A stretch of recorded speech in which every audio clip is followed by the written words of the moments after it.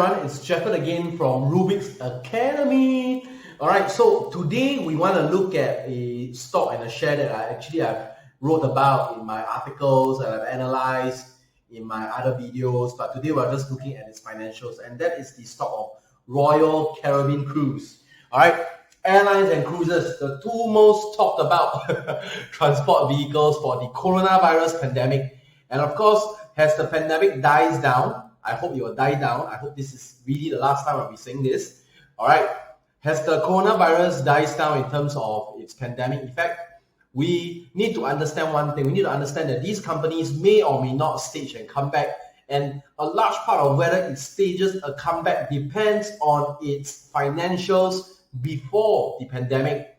Okay, because its financials before the pandemic determines how well it can weather the storm. It determines how well it can weather the crisis that the pandemic has brought them.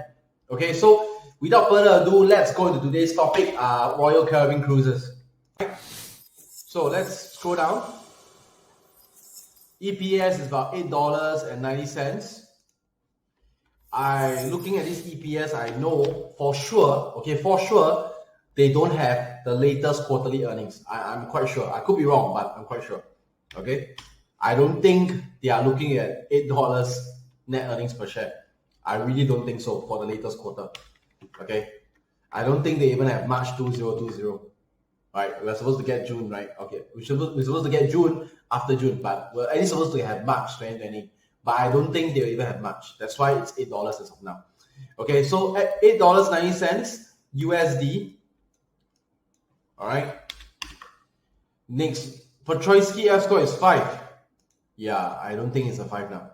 Okay, for those of you who do not know what is a Piotrowski F score, Piotrowski F score, all right, the F score is a way of measuring stats. It's a way of computing numbers together to get a derived statistic. But Piotrowski is the contents and the kind of numbers that are put into the calculation. So F score is a statistical method. Piotrowski is the type of statistics that is derived using the statistical method. Okay, so for Piotrowski, it's very simple. For Piotrowski, they measure 3 things. Number 1, profitability. Number 2, leverage. Number 3, operational efficiency. Now, Piotrowski F score and the Ottman Z score, all right, in the same sense, Z score is a statistical method. Ottman is the kind of statistics that you put into a statistical method to derive a statistic. Okay, so usually it's in the form of an index. Okay, for Piotrowski F score, they measure 3 things: profitability, leverage, and operational efficiency. So basically, in layman terms, it measures how much money the company earns, how fast, at what cost, what are the debts that the company has to date, and basically how well the company is able to cover their debts using the money they earn and how fast they earn the money. Simple. That is in layman. So for Piotrowski F score, the closer to 9, the better it is. The further away it is from 9, the worse it is. The worst score is 0. The best score is 9. So for Royal Caribbean, it's 5. Okay? Like I said, I don't think this 5 is a reflection of the latest quarterly earnings, which is March 2020. But never mind, we'll see on the next page. Okay? Which is here. Oh, they actually have March. Okay, great. So they have March. I'm wrong. I'm sorry. I'm wrong. All right. So for March 2020, their latest quarterly earnings, their gross profit is 300 million. No, sorry, 3 billion. 3 billion. 3 billion. 3,000 million, 3 billion. Yeah, their gross profit is 3 billion USD. Okay, which I'm personally quite surprised. I thought they would be doing a lot worse because of the pandemic, but somehow they still have managed a gross profit of 3 billion. Net earnings is about 184 million US.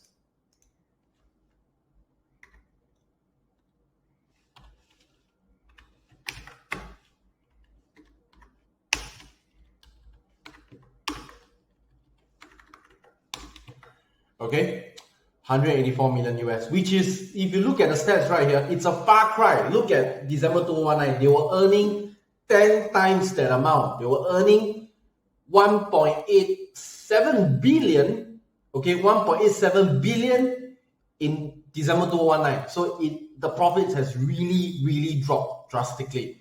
Okay, explaining the share price, right?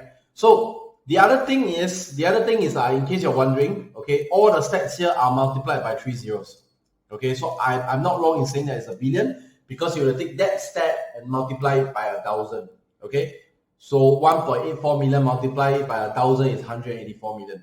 184,000 times 1,000 is 184 million. Okay, so that is net earnings, a huge drop. Next thing we'll look at is NAV, which is here.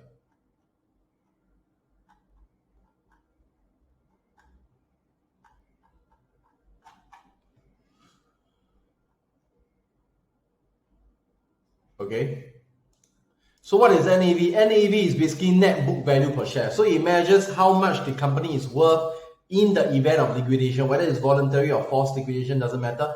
As long as it's being liquidated, what is the net worth of the company? And it measures its asset, its valuation, its gross profits, basically the intrinsic value of the company. Okay, so for every company, there's intrinsic and extrinsic value. The extrinsic value measures things like market share, share price, sales figures, and all that. Okay, intrinsic value measures its capital equipment, asset price, its valuation, its data valuation, how much money is churning. So in the long term, usually the intrinsic value determines the extrinsic value in the long term. Okay, so as of now, the net asset value per share is $48 for RCL.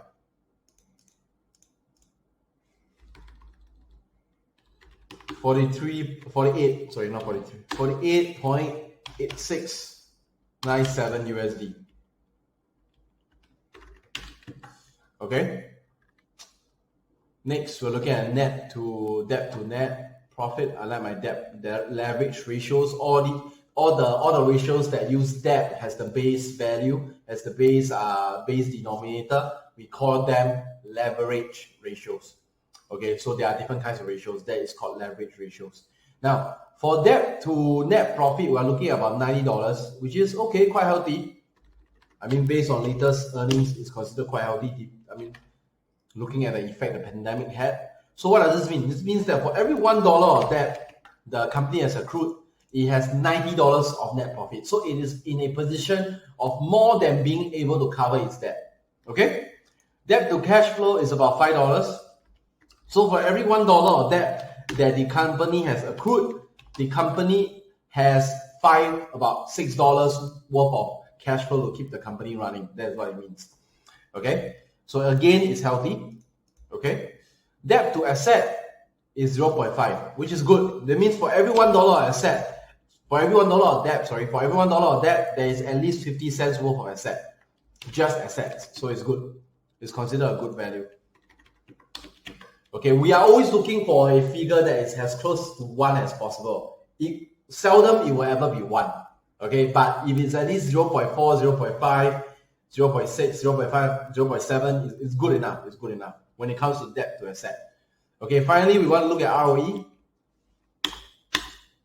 ROE is about 1.805%.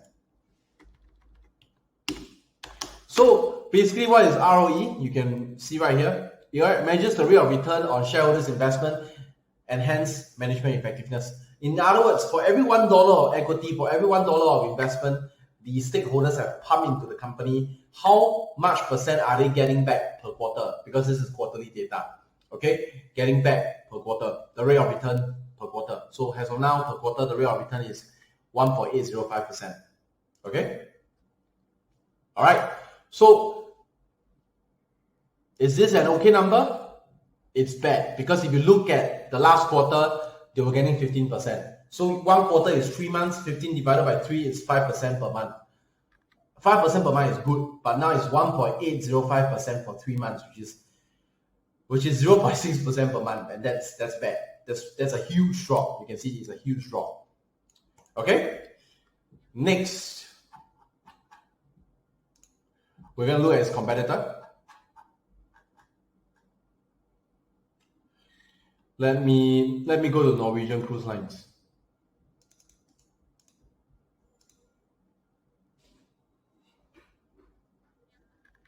We'll look at Norwegian Cruise Lines next and see how it's doing.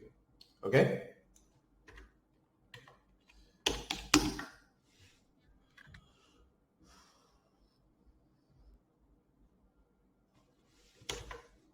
All right, Norwegian Cruise Line Holdings. EPS is $3.60. But before I go here, let me just open the other tab to prepare. Okay, it's $3.60 in terms of EPS per share. So it's less net earnings per share, okay, for Norwegian Cruise Lines. But it has a higher Piotrowski F score. So if earnings is lower but Piotrowski F score is higher, it could mean that either Norwegian Cruise Line Holdings, they score very high on operating efficiency, or they have accrued very little debt. So they score higher on the leverage component of the Piotrowski F score. Because based on net earnings per share, it seems that Norwegian Cruise Lines is a far cry from Royal Caribbean. Okay? Next, we're looking at gross profits. Again, you can see that they have the latest stats, March 2020, which is good. Okay? So gross profit is about 1 billion. 1 million times 1,000, 1,000 million is 1 billion. Okay, because of the 3 zeros here, everything must be multiplied by 1,000. Okay, so for gross profit, it is about 1.79 billion. Strange, such a huge difference from RCL, but yet it scored higher on Piotrowski F score. Interesting. Okay, then next we have net earnings, which is about 1.06 billion. Okay.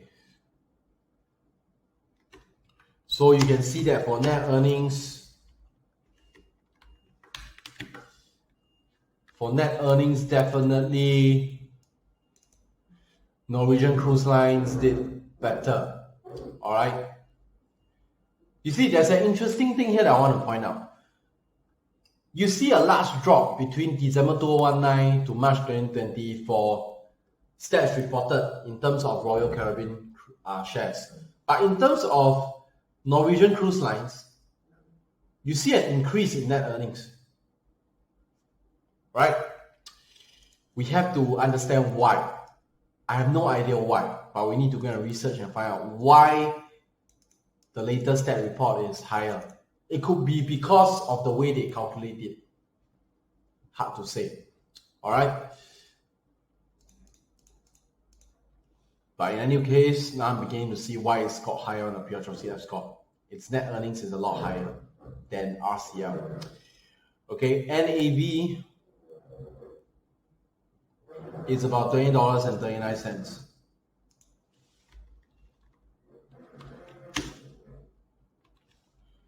So in terms of net asset value per share, RCL still scores higher. It's about more than twice of Norwegian Cruise Line Holdings because it's $48.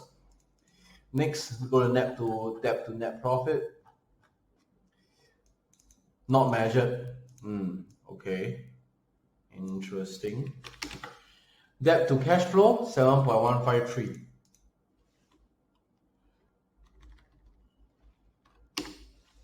It's also better than Royal Caribbean. Debt to asset is about 50 cents. 0.53. This is not in monetary term.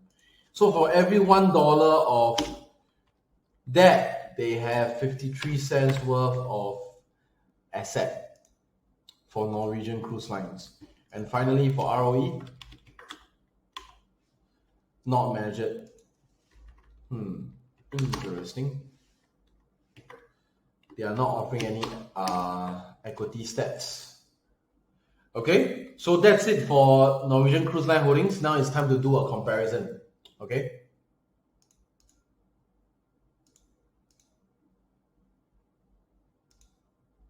Okay, so you can see this is the comparison. All right. In terms of EPS, RCL definitely wins hands down.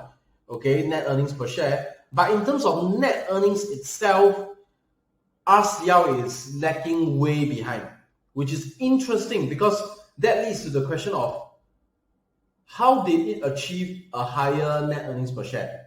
Unless that there are way less outstanding shares in the market for Royal Caribbean Cruise, right? It's very hard to say. All right, but there's something amiss about these stats I'm looking at right here. Okay, but based purely on the surface, it seems that Norwegian Cruise Line Holdings is in a slightly better position as compared to RCL when it comes to financial standings. Okay, that is what I observe from those stats. Okay, that is what I observe from those stats. All right, so you can pause this screen right here to take a look at the stats, but I will be finding out more on why there is a huge disparity in terms of EPS, but the net earnings seem to point in the favor of Norwegian Cruise Line Holdings. It's interesting. I believe it's the way that it's calculated. Both are March 2020, so interesting. Okay, I think I'm going to stop here for this video. Okay, I'm going to stop here for this video. I will see you in the next video. I'll see you in the next video. Thank you so much again. My name is Jefford Lim from Rubik's Academy.